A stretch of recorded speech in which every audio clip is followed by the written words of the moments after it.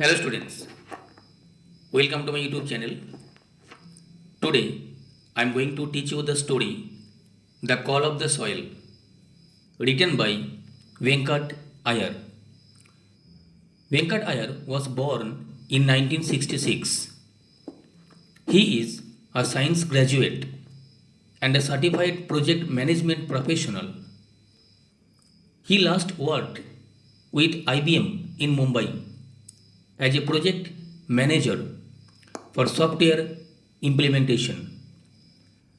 After 17 years in the IT industry, he quit in 2004 to live on his organic farm in Pet village in Dahanu Taluka, Palghar district, Maharashtra.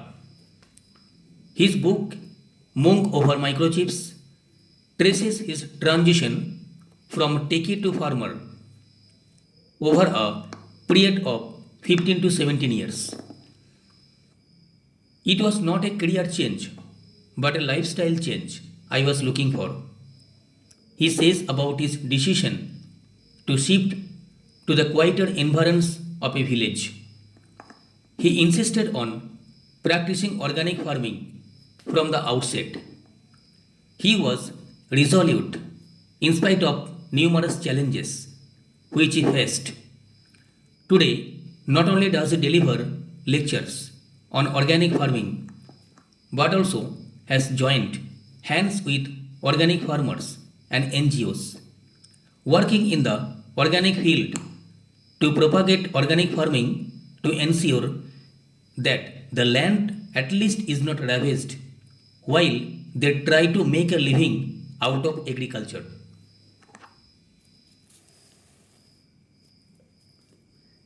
The Call of the Soil, A Scent of Rice, the first crop. It was April 2004. I was in the middle of the last green field of mung, gram, and looked around me. It was just before sunrise and the sky was turning a bright orange. The ground was damp and the leaves were shining with dew. My bare feet were muddy as I walked around gingerly, inspecting the plants. So, the writer Venkat Iyer was standing in the middle of the green field of mung in April 2004.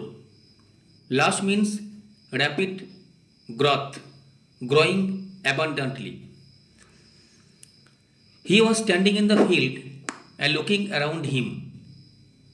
So, it was early morning just before sunrise, and the sky was turning a bright orange.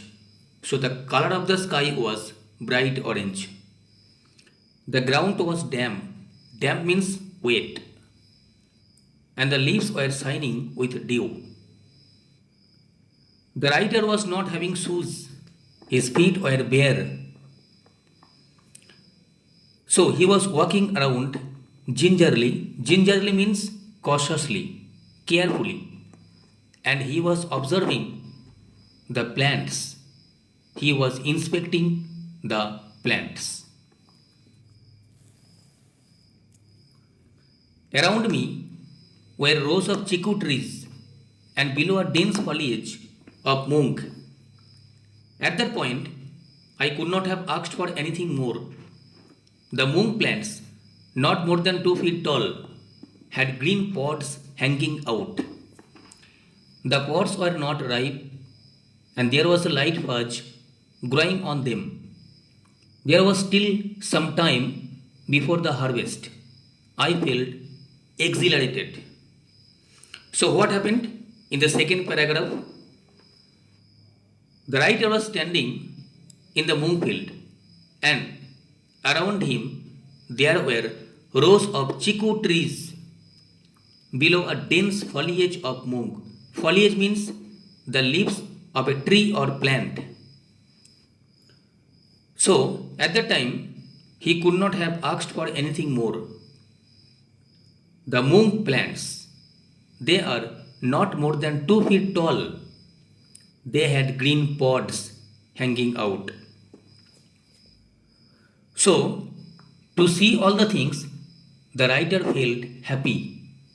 The writer felt exhilarated. It means happy.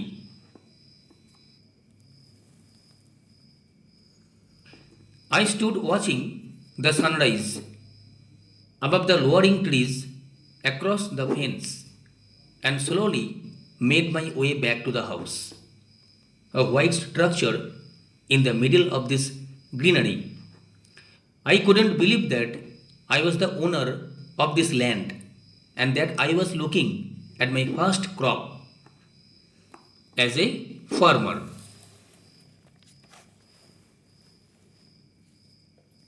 After I had paid the advance money for the land, I thought I would have some time to get familiar with farming.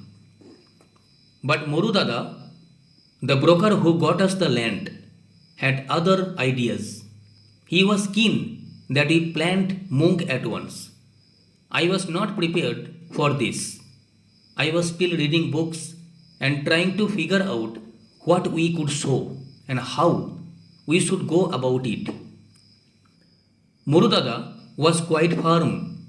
He said the season was right for sowing mung and the best seeds were available in Surat, in the adjacent state of Gujarat. So, what happened? In the third paragraph, we can see that the writer Venkat Iyer was standing and watching the sunrise above the towering trees, tall trees across the fence. And then he was coming back to his house, which was a white structure in the middle of this greenery. The writer could not believe that he was the owner of this land and he was looking at his first crop as a farmer. So, as you know, before becoming a farmer, the writer was a techie, means he was a certified project management professional in IBM company in Mumbai.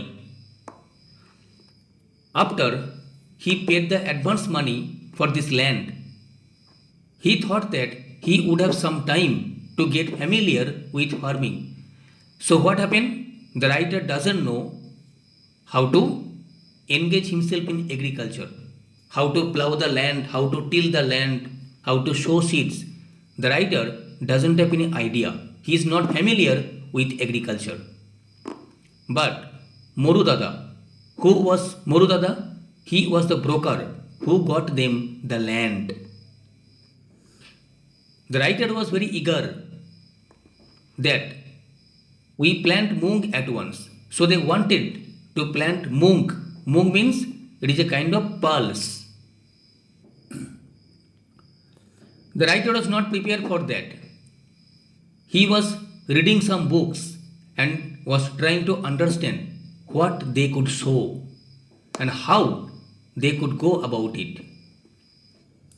But Morudada was quite firm. He was steadfast in his decision. He said, this is the right time and right season to sow mung.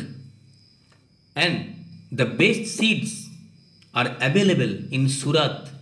Which place? Surat is located in the state of Gujarat. So, in Surat, they may get mung seeds. I made a quick trip to Surat and bought around 10 kilograms of mung. Morudada rented his tractor to plow the land and quickly planted mung all over the place. Then the writer went to Surat and purchased 10 kilograms of mung. Question may come. At the time, Morudada, the broker, he rented his tractor to plow the land and they planted mung all over the place.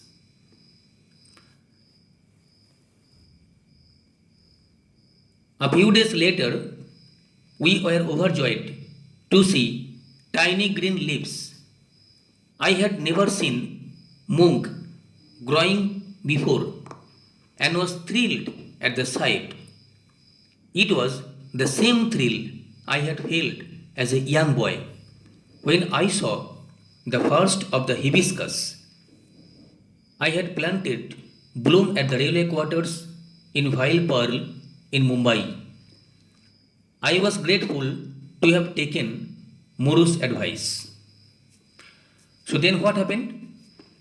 A few days later, the writer and Murudada were overjoyed. They became happy to see small green leaves.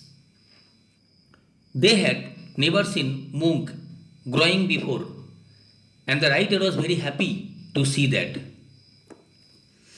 And as you know, when the writer was a young boy, he saw the first of the hibiscus he planted at the railway quarters in Vile Pearl in Mumbai.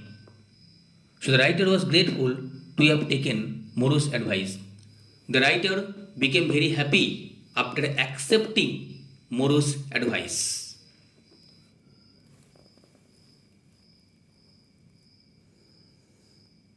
The next thing Murudada wanted to do was spray some pesticide on the plants. He claimed that it would give a higher yield. This was something we did not want to do. We were clear that we would not use any chemicals and tried to explain it to him. He reacted as if we had suggested harakri. It took a lot of convincing to ensure that Murudada and his friends did not use any chemicals on the farm. They refused to understand how crops could grow without sprays. So then what happened? Then Murudada wanted to spray some pesticides on the plants. He said that if they apply pesticide, then what will happen? They will get good production. But the writer was opposed against this. The writer did not want to spray pesticide on the plants. Then what happened? Then the writer thought that it is a kind of harakri. Harakri means a formal way of killing yourself by cutting open your stomach with a sword. It is a Japanese word. Then what happened? The writer tried to convince Murudada and his friends that they should not use any kind of chemical on the farm. But they did not understand that crops will be affected or damaged if they use spray or pesticide.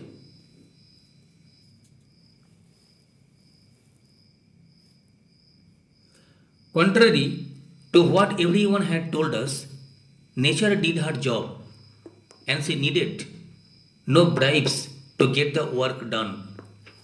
Soon it was harvest time and we managed a respectable 300 kilograms, an awful lot of mung and with it a lot of confidence. Now I was certain the land was fertile and that it was possible to grow crops without chemicals. It was a major moral booster. So what happened?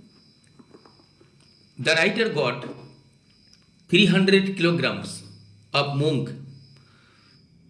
Then the writer became confident that the land is fertile. Fertile means productive. And that it is possible for them to grow crops without using any chemical. So it was a kind of moral booster. Moral means confidence, self-confidence.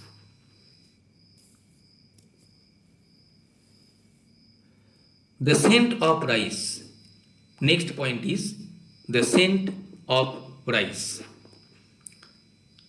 The first year I was late for the rice sowing season and had to resort to growing the GR4 variety.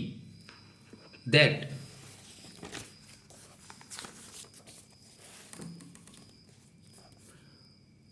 was short term and recommended by the agricultural officers at Kosbad.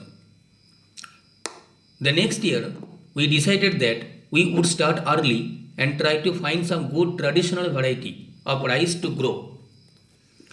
We had read about traditional varieties of rice and knew that they did not require very high inputs of fertilizers. These varieties were quite strong and resisted pests. We were sure that it was this type of rice that would grow well in our farm, where we did not use any chemicals at all. Our previous year's experience and low yield had taught us a lesson, and we were sure we would not plant hybrids this year. So then what happened? They wanted to sow some rice. They wanted to grow different varieties of rice. So what happened after that? The writer was sure that it was this type of rice that would grow well in their farm where they did not use any chemicals. So they wanted to grow organic products. That's why without chemicals they can grow some rice, different types of rice.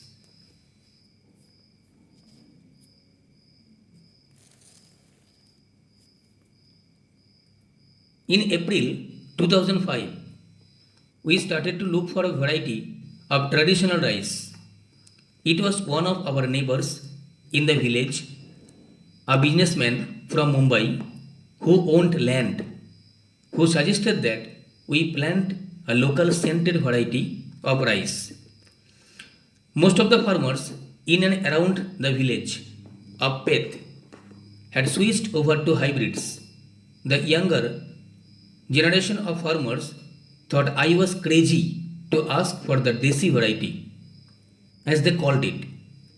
My regular visits to the villages around searching for a good traditional variety also did not yield any results, and we were almost giving up hope. So then what happened? In April 2005, they started looking for a good variety of traditional rice. They started searching here and there, and his regular visits to the villages searching for a good traditional variety did not yield any results.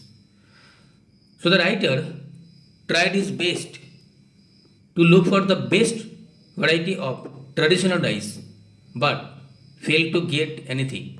So his efforts became futile or fruitless, and eventually he gave up his hope of getting different types of rice.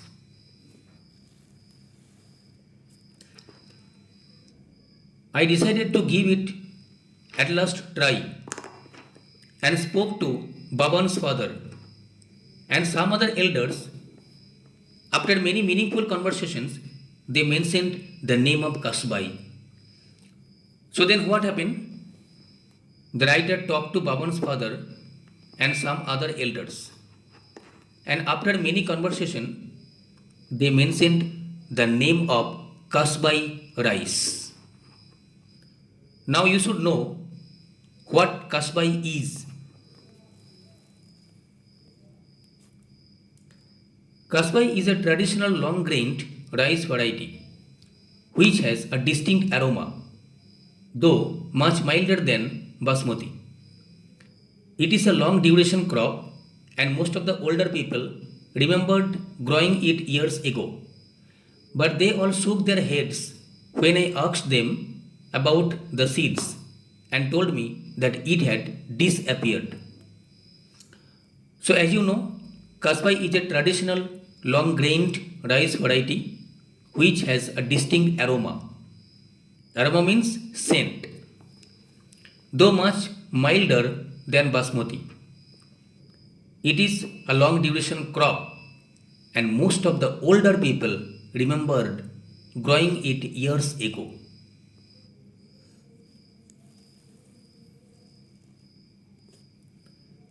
The tales of Kaspai made us more determined to get it. We decided that if we did manage to get some seeds, this would be a great rice to grow.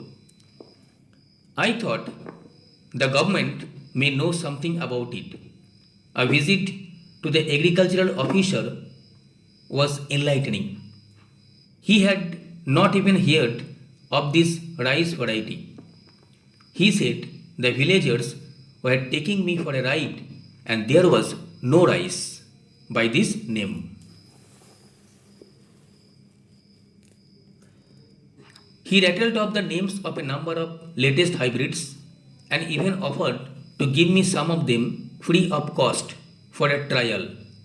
Cursing myself for wasting time with him, I moved on to the next destination. So then what happened? The writer heard about the tales of Kashbai and he became determined to get it. Then he started visiting the agricultural officer and it was really enlightening. Enlightening means give greater knowledge and understanding. He said the villagers were taking me for a ride and there was no rice by this name. So Kasbai rice is not available. He rattled off the names of a number of latest hybrids. Rattled off means talked rapidly and at length.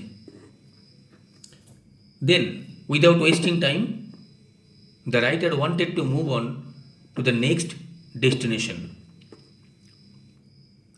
This time, it was the Adivasi Mahamandal at Kasha which buys rice from the Adivasi villagers on behalf of the government.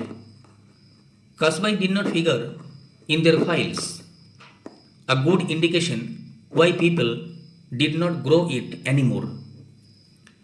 The market itself did not recognize the rice, so if you grew it, you would not be able to sell it. However, the officer in charge here had more knowledge of rice and did remember Kasbai being sold to him a few years ago. So then what happened?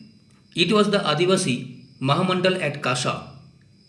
He buys rice from the Adivasi villagers on behalf of the government.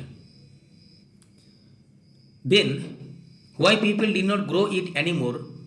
There are sufficient reasons. The market did not recognize the rice. So if you grow Kasbai, you won't be able to sell it in the market. That's why Kasbai rice is not available and people are not inclined to produce Kasbai rice.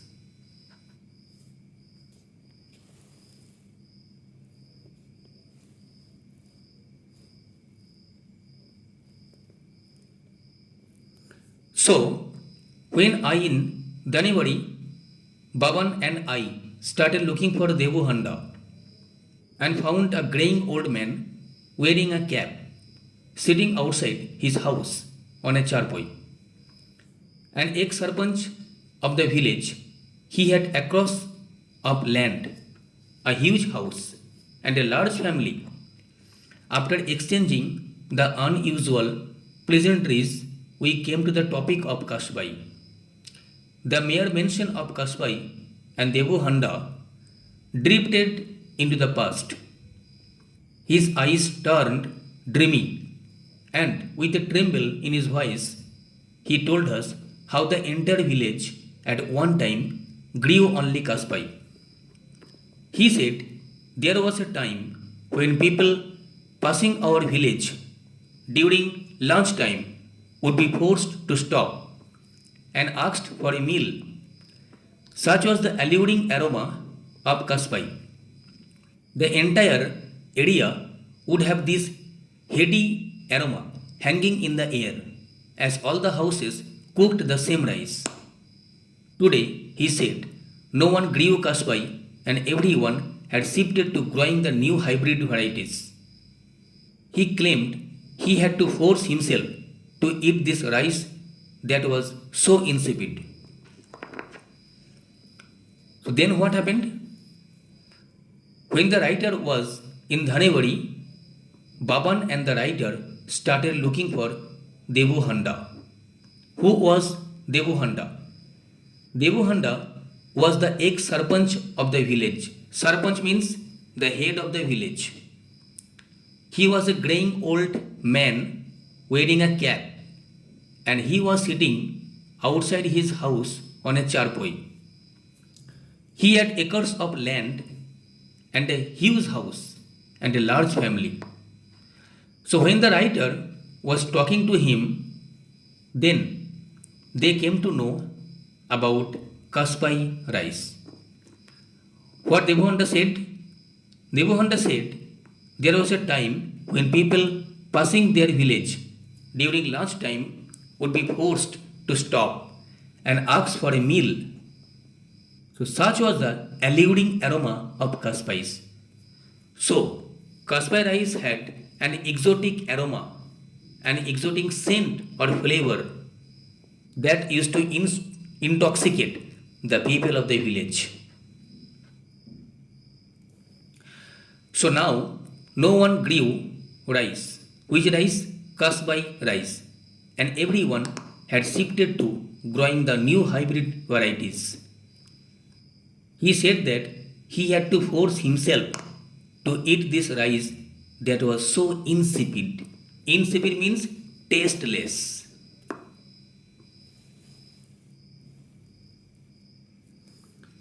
With the advent of irrigation, farmers were tempted to grow a second crop, and Kaspai, being a long duration rice, was replaced by the shorter duration hybrids so that the harvest could be done earlier. This ensured that the farmers could take up a second trip. So then what happened?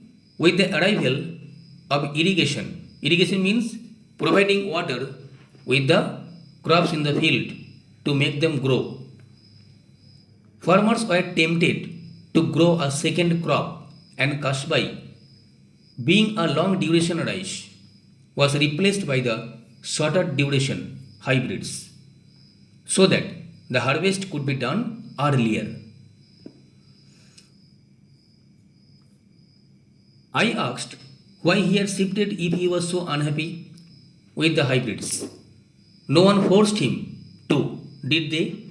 He smiled and replied that their fields did not have fences, and once the harvest was over, the cattle were released.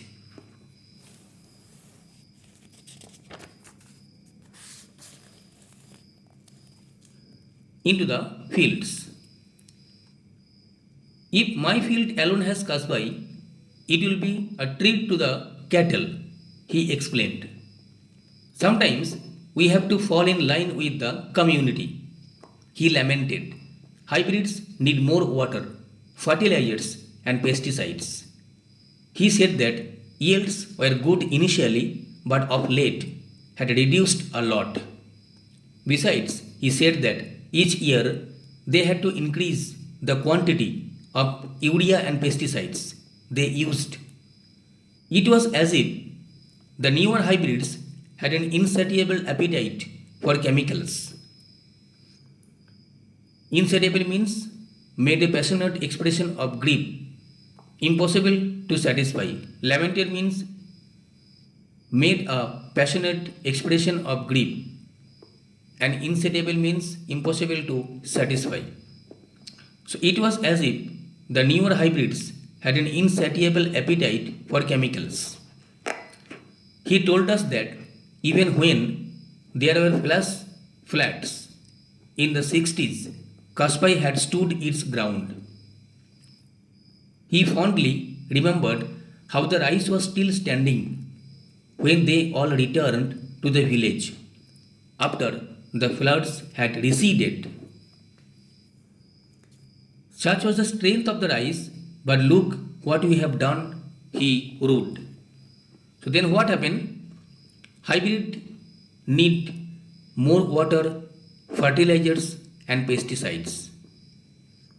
But When there were floods in the 60s, Kaspai used to stand its ground.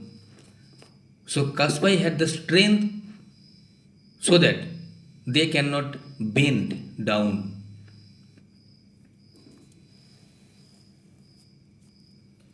As he went on reminiscing about the rice, we gently guided him back to the reason for our visit, the Kaspai seeds.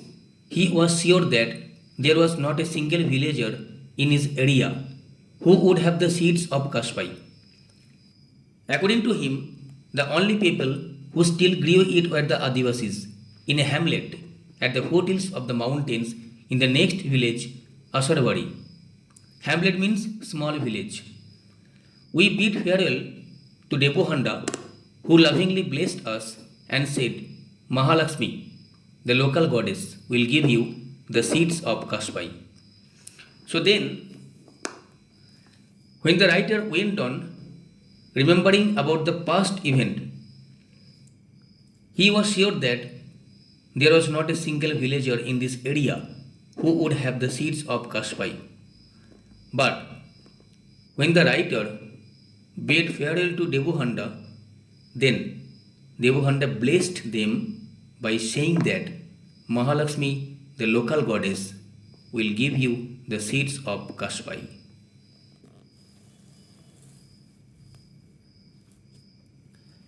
In Asarvari village, we asked the Sarpanch to help us as we were not very fluent with the local dialect.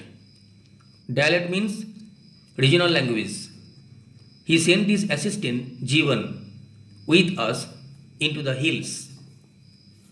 After a half an hour walk through thick vegetation, crossing numerous streams and ditches, and scrambling over rocks and gravel, we reached the sleepy hamlet of Bodipara. There were just two ramshackle houses. Ramshackle means in a state of severe disrepair. And we wondered if this was the right place. A wrinkled old woman sitting before one of the houses looked at us with curiosity. As we approached her, we signaled to Jivan to ask the crucial question. She muttered in reply, and we looked at Jivan for a quick interpretation.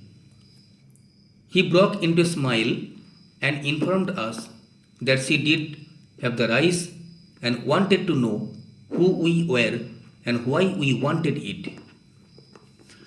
So then, after walking half an hour through thick vegetation, they crossed streams and ditches, and they reached finally the sleepy hamlet of Bodipara.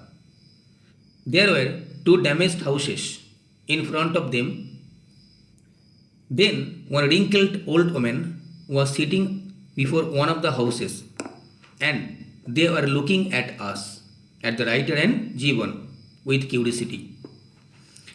Then she muttered in reply, and we looked at Jivan for a quick interpretation.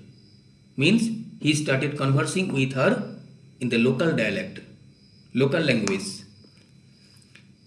He broke into a smile. He started smiling and informed us that she did have the rice. Means the old woman is having kaspai rice.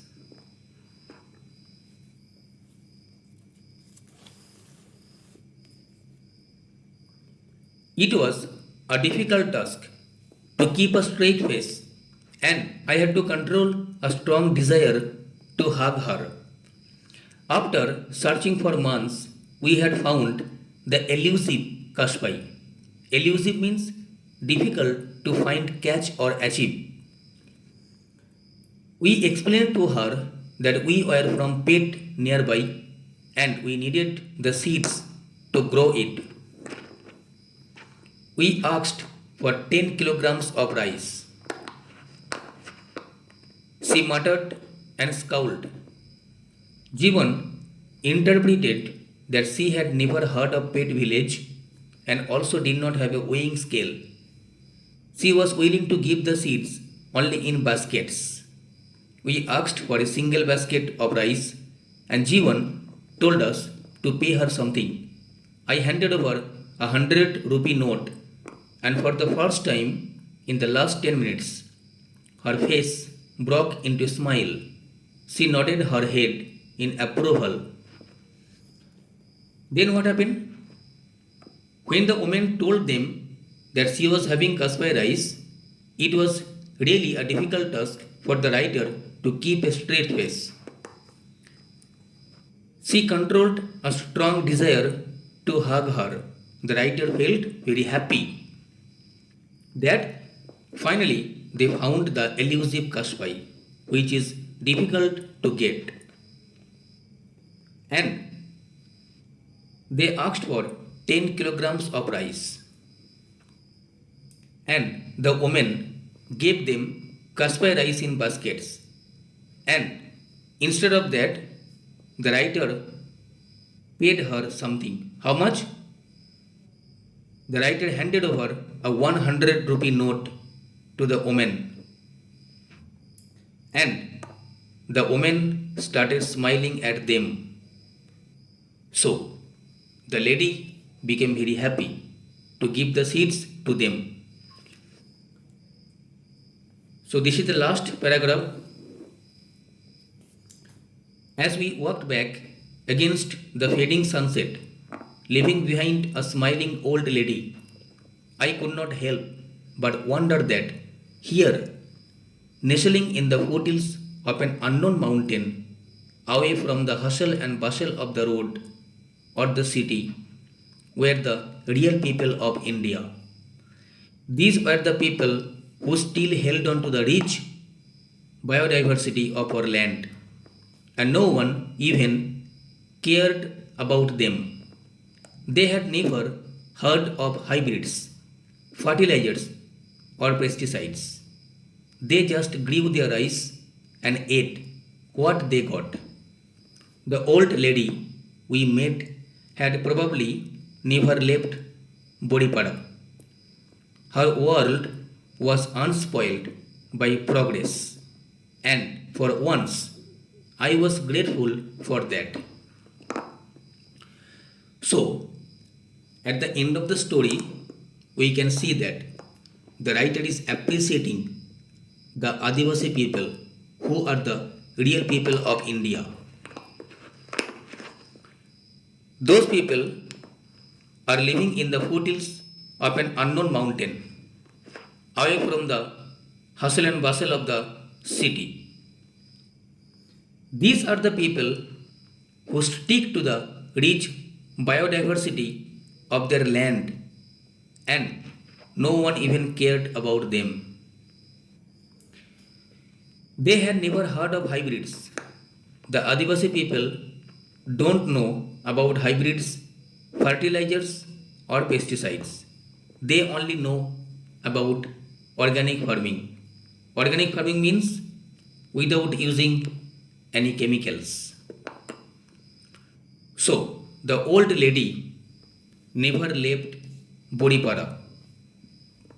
Her world was unspoiled by progress, and the writer was grateful for that.